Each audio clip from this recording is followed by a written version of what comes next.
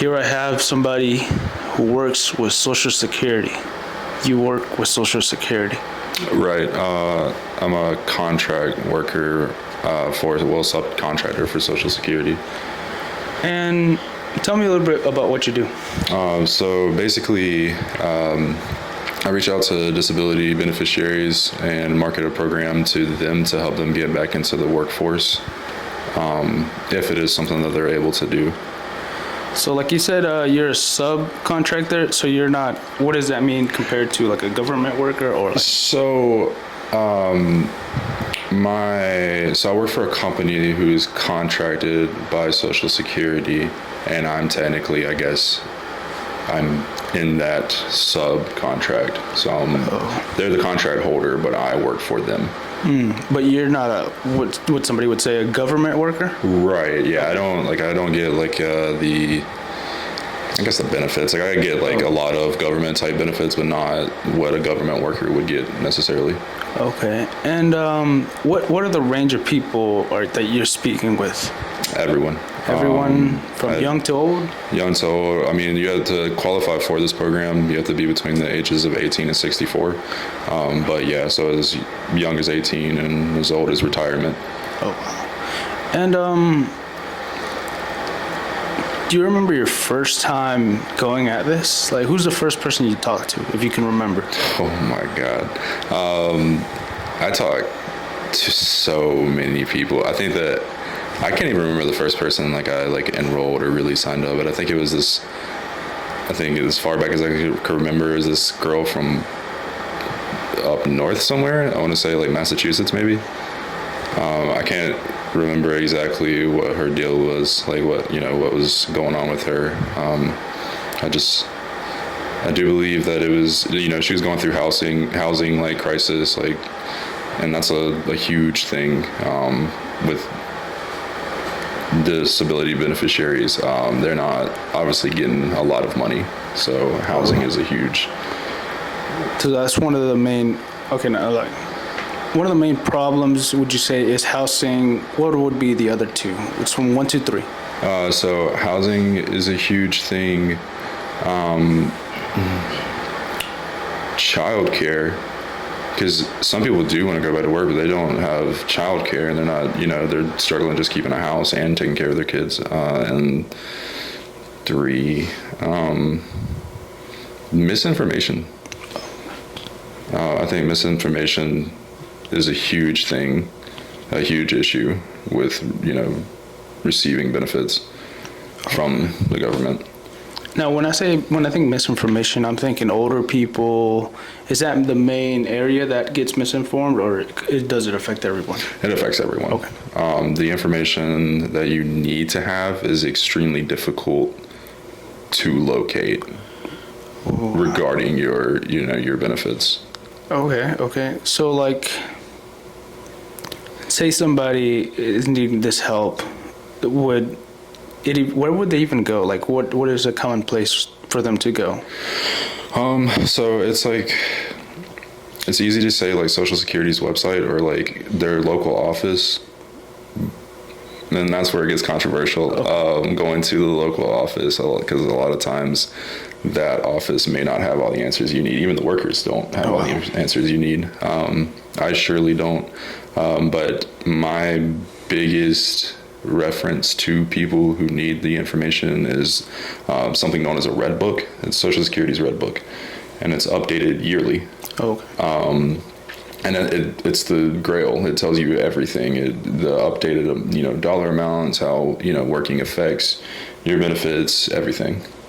So that's my biggest thing I can give people. Okay. So like going back to, you said that the workers might not know a lot of. How well informed do you think you yourself are to perhaps say you see somebody that they don't have the information? How well educated are you now? How long have you worked in this? I've been in this for 2 years. So with 2 years of experience, do you think you could guide somebody through the process, perhaps? Yeesh. I don't know. I don't know how much information there is. Oh, okay. So I know what I know, but that's redundant. But like, I don't know how much more there is Oh, to the system, I guess. so this is a system that is enormous. Yeah, say? it's a web. Okay, yeah, that's what I was I trying to get to. mean, and I get asked questions. Some people are asking about, well, what about my kids receiving benefits through me? I don't know. The list goes on and on. I can only speak directly on whether you're receiving SSI or SSDI. Oh, wow. And you said when I first asked you about your first place, you said we are currently in South Carolina, but you went to North Carolina. You travel with this work? No, no, no. That's just my personal life. I moved around a lot after high school up until now. I'm 28 now, so I've been in Florida, New York, North Carolina twice now. So that was just my personal life. I did that a lot. Oh, okay. Oh, but usually with this work, you stay in a designated area?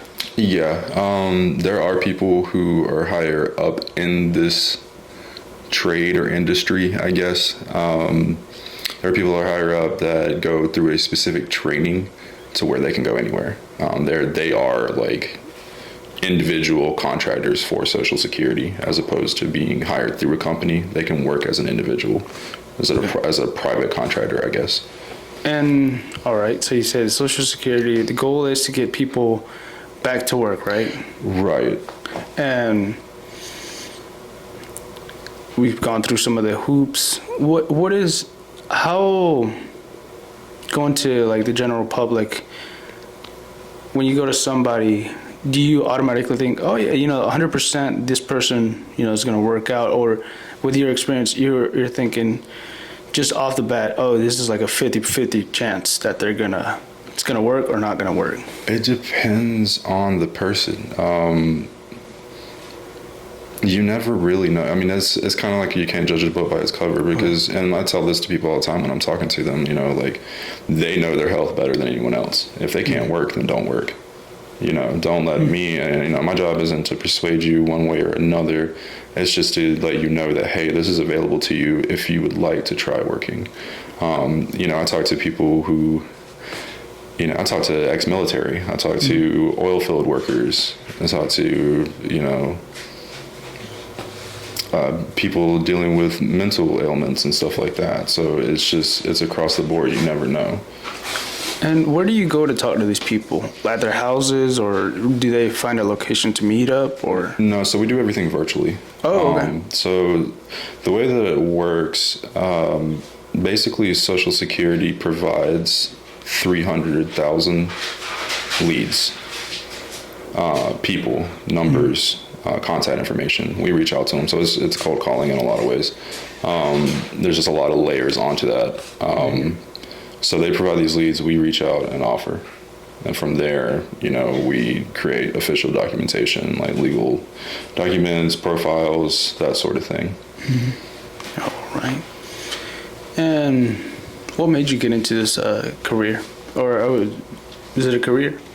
It definitely can be, depending on how far you want to take it.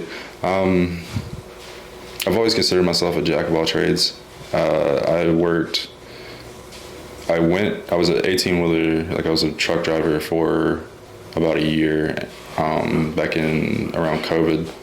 And that wasn't working out, but I realized that I had got stuck in that industry as far as my job leads were going, like the jobs that I could get. So I knew that I wanted to get into an office environment just because I felt like that would be like easier on me. I'd rather be paid to think, I guess. Mm-hmm. So I went into the plasma industry for a while. I did enjoy that, but we got, there were some swap ups and I just wanted to get out of that. So honestly, it kind of fell in my lap. Like it was an opportunity that I found and I applied for it, just to see what it was about. And it's been something I've stuck with for a while now. And what motivates you to get off from the bed to do it day after day after day?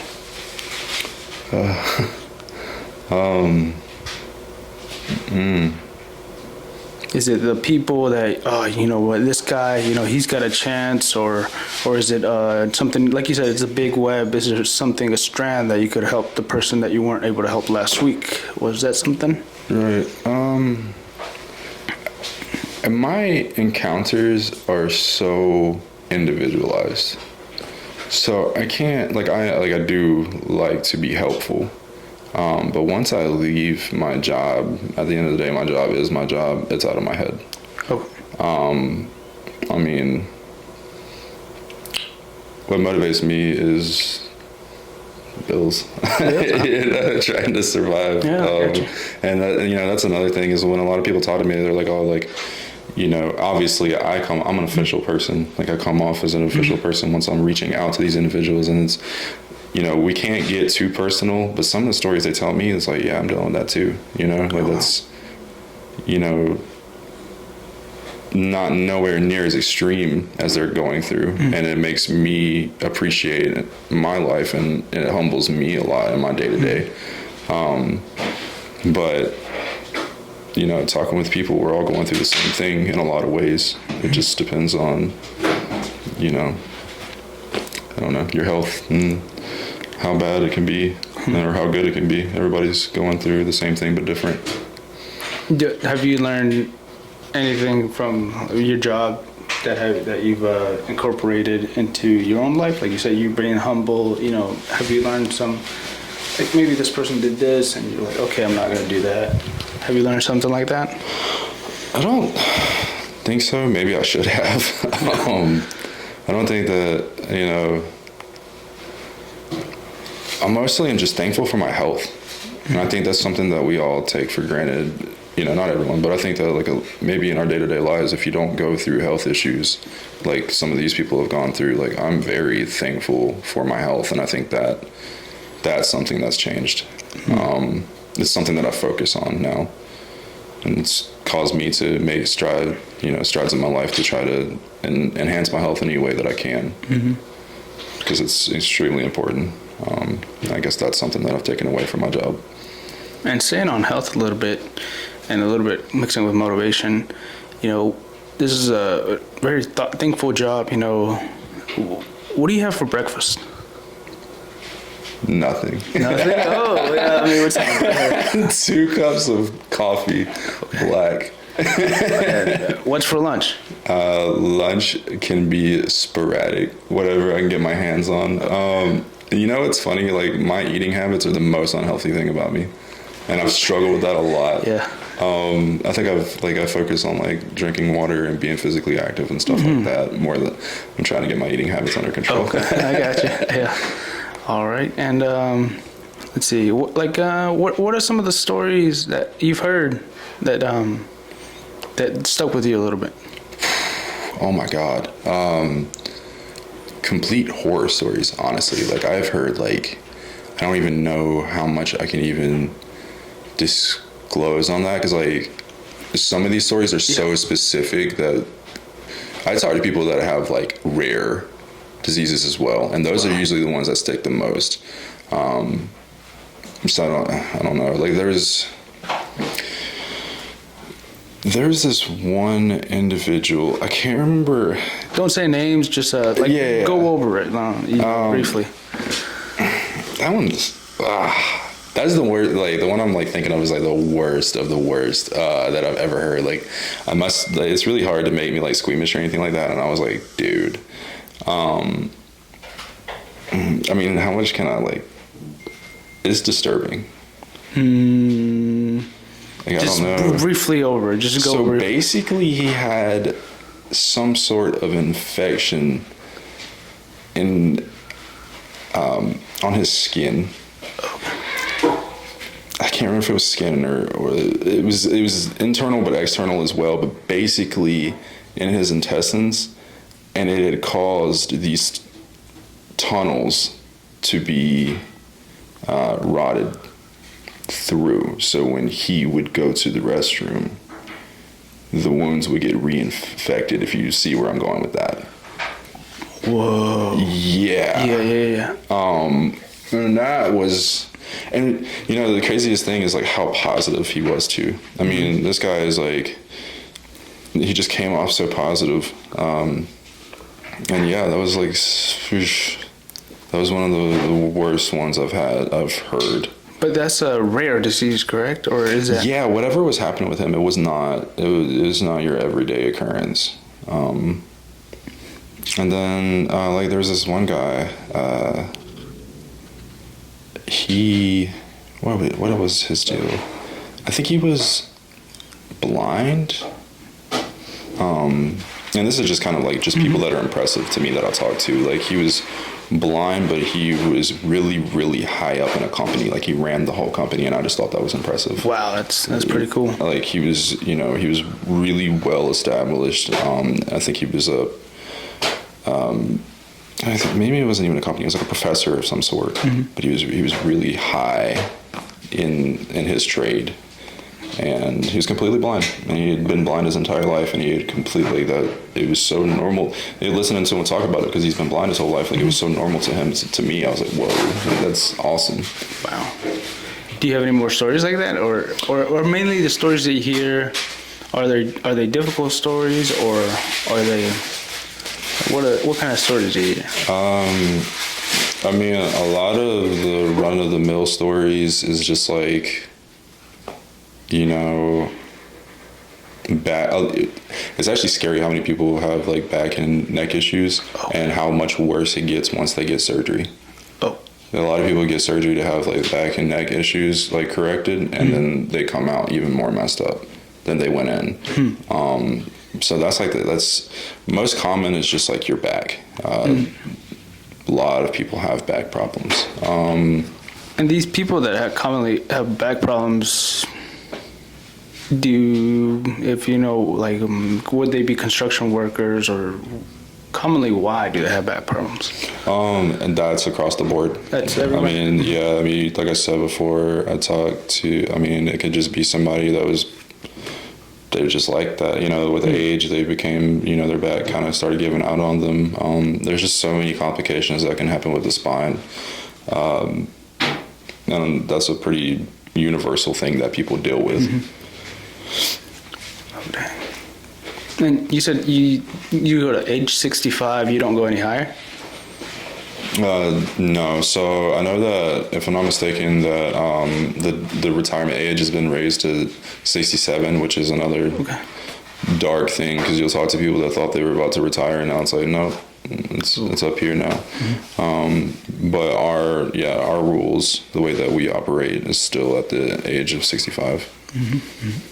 And what are some things that you see them and you say, oh, if we just did this, it would be much better, but then there's some laws or something keeping it from being there, is there something that you would want to change in the system, maybe? There's a whole lot I would like to change. I could go down a rabbit hole with that, but I think the biggest thing is the payout, especially for somebody receiving SSDI. Because SSDI, you pay into that, like as you work. Like on your pay stubs, you'll see like when you get your paycheck or whatever, it'll say Social Security to yada yada. That's you paying towards receiving disability benefits if you ever do need that. Oh, okay. And I think retirement. I'm iffy on the retirement side of things. But at the payout, across the board, you get paid the same thing, whether it be the East Coast, Midwest, California, West Coast. The cost of living is different in every state. Wow. So the fact that people are getting the same thing here, where the cost of living is a bit cheaper, they're getting the same thing as someone in California where it's much higher. It's like, that doesn't even. How can that even be? It's already low. Like, it's not a large amount. But then to add on like a huge, like a high cost of living cost, like California, that's insane. I think that's my biggest problem with that system. And do you see good change, or is it just, like you said, the age of retirement has gone up? Do you see more things going downhill, or do you see some light improvement in the system, or not at all? It's for sure going downhill. I mean, it's people are saying, and I know that they've been saying it for a long time, but people have said that Social Security is going to run out eventually, and there is some truth to that. It's going to run out for us. Oh. So what my job does is like trying to preserve Social Security in a sense. Because when you or I, or like people in our age group, like once we get to that age, we might not have that option, or if we have any health problems, because so many people are pulling and not putting in. By putting in, by working, you put in. Yep. When they pull it from your checks. So there are incentives for individuals who do try to get back into the workforce. They have like a 9-month period where they can work and earn as much as they can and still receive their full benefit, regardless of how much they make. That's a good thing, because even though they're still pulling, they're putting back into the system. Has any conflicts overseas affected Social Security, or that's completely different? No, that's totally separate. That might go into taxes, but I think I don't know. I couldn't say on that. And as a Social Security worker, you said you get some benefits. Do you get like a tiny tax breaks, maybe, because you're working for the public? Nothing? No, absolutely not. Nothing? Oh, no. I mean, more so just like insurance, like cheaper insurance and stuff like that. Just like, what typical government workers would get, like that sort of thing. We just get those benefits in a way. Oh, wow. Dang. It's a big system. I'm trying to think. Yeah. What about the young people, like you said, 18, 18 to 25, what are they going through? Why are you going to them usually? Why, like, if they're receiving benefits. The only reason I would ever reach out to anyone is if they're on disability. Okay. Yeah, that's the only reason. And that can be from birth. That could be something you developed. Anybody can be disabled at any time. Have you ever spoke to someone that, they say, I got this certain disability, and you're like, are you sure you have that disability? Are you somebody that could be like, I'm not sure this guy actually is disabled? I deal with more people pretending that they can work. Oh, wow. Yeah, it's actually the reverse. I deal with more people like that, because I know like the typical, like, what's the word I'm looking for? Assumption is like people that are on disability don't want to work. Like, I deal with a lot. There's not a lot of money going to them. And especially with cost of living going up and up and up, they're getting desperate for money any way they can. So like, I'll talk to people and I'll be like, hey, are you able to work at this time? And they'll, at first they'll be like, oh, I don't know. And then I'll explain that, oh, okay, I was just calling to like try to help, and explain what we do a little bit. And they're like, oh, wait, yeah, no, I can totally do that. It's like, no, you can't. That's, you already pretty much said that you can't, but you're pushing yourself because you need more money. Oh, wow. And you need those like safety nets while you attempt to try that. Wow. Do you have any animals? Do you have any animals? Do I have any animals? Yeah, I got a cat. Oh, cool. Is there something, this is mainly for humans, right? No animals? This is mainly for humans. It doesn't affect animals? No. I got you. Well, we've spoken a lot. Is there anything else that you'd like to add? No. I think, me personally in my life, I will always do my best to avoid receiving disability benefits. And I'm going to be very vague on that. I think that anyone should do their best. Obviously, health is health. You can't always control that. But if you can avoid working with the system, please do. Because it can just be very difficult for you. And how long does this process take? If they get approved and, it works out, how long would it take until they receive disability? Or it takes forever to get approved. Oh. People have to lawyer up. People have to like go to court with like Social Security to be like, hey, like I am disabled. And that's why like so many people are scared to try working again, because the moment you start working, Social Security is like, okay, give us that back. Even if you're, you know, the numbers are very low in what you can make. So even if you are making a very low amount, they can still snatch it from you, and you're still not making enough to survive. And that's pretty much what I was getting at, is that if you can avoid it, don't. Because the moment you're not making enough through Social Security anyways, and the moment that you try to make a little bit more to just make ends meet, they're going to take it. Oh, wow. You can end up in overpayment statuses where you have to pay them back. Like, there's just a slew of issues that can occur. Well, thank you for speaking with me. Absolutely, and, man. You know, it's pretty interesting to see, you know, the world of, you know, we don't really hear about that. You know, we hear Social Security, but you know what actually goes on. And, you know, I think there's probably other branches to Social Security. You're like one branch, you know, like you got to. So, there's more to it. Yeah, I mean, it's crazy because I obviously didn't know any of this until 2 years ago. But yeah, there's different types of programs and contractors that push those programs. So what I work for is considered an employment network, and we work specifically with the program that we work with. Now you have vocational rehabilitations. They're a lot alike with like employment networks, but they do their own sort of thing, and they push different programs and assist in different ways. So yeah, it's a web. Oh wow, yeah. Pretty big. Well, do you have any advice to? I was about to say, do you have any advice to anybody wanting to get disabled? But no. Do you have any?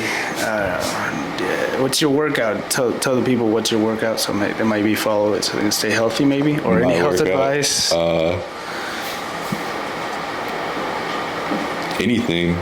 Anything you can do to be physical, you know, anything to keep your, you know, stay nimble and feel good, you know. Stay nimble. Drink water and take walks, skate, play ball. Take walks, water. This has been a Social Security worker. Thank you for listening. Thank you.